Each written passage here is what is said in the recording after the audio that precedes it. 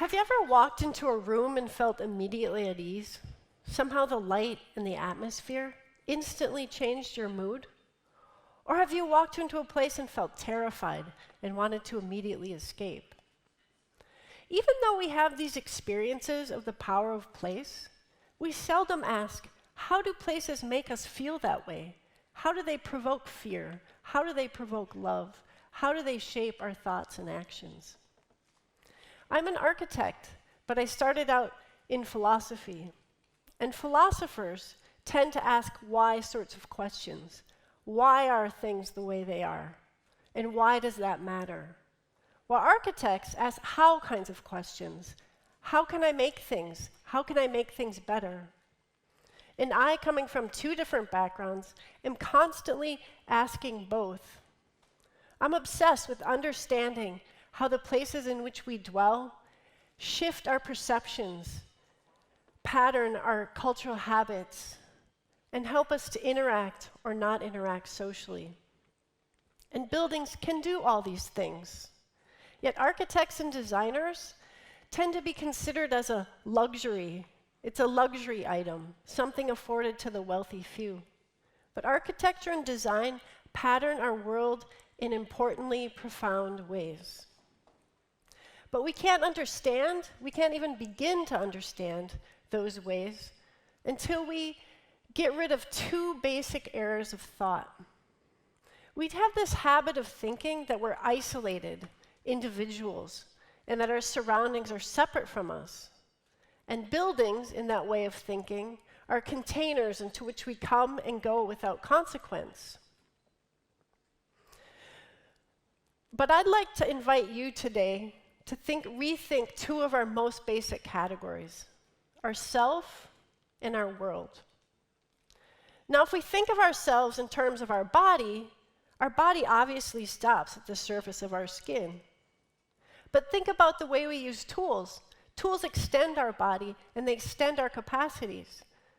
Think about how a blind person uses their cane. It's like an organ of perception, helping them to navigate their world. Or what about musicians? When they play, their instruments are extensions of their body.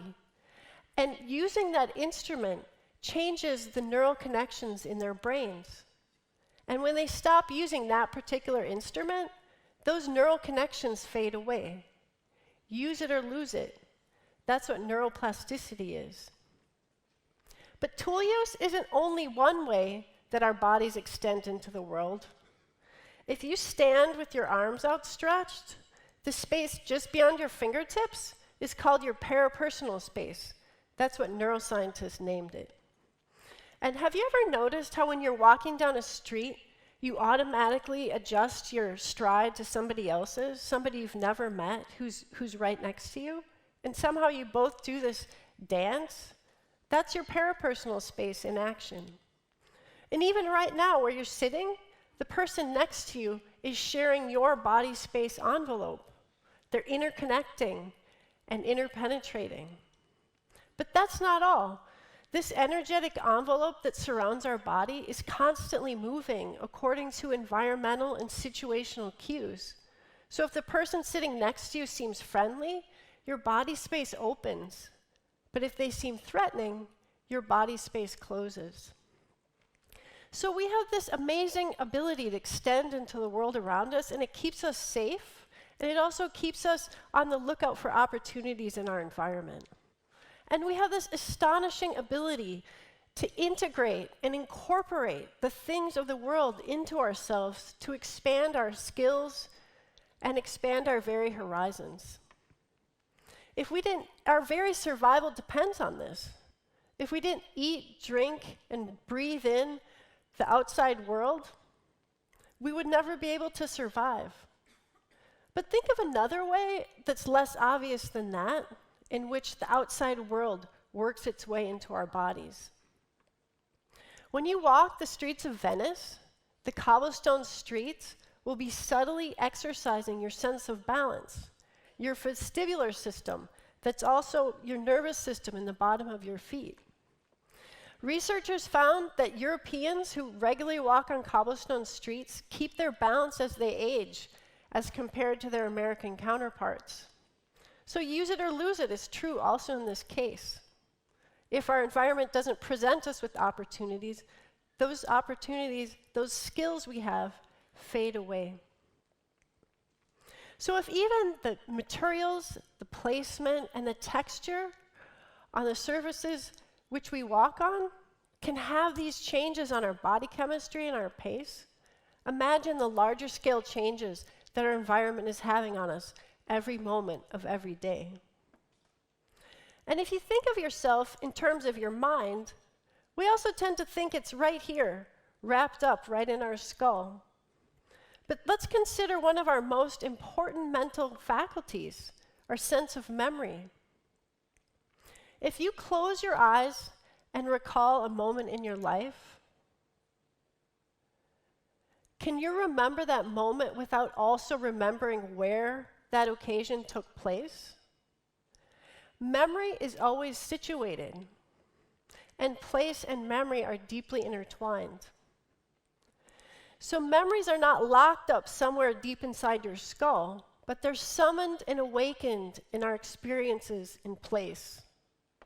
And it turns out that the part of our brain that helps us to remember is the very same place that helps us navigate new spaces. So memory is situated and practiced. And so in a way, it's also inside and outside of us at the same time.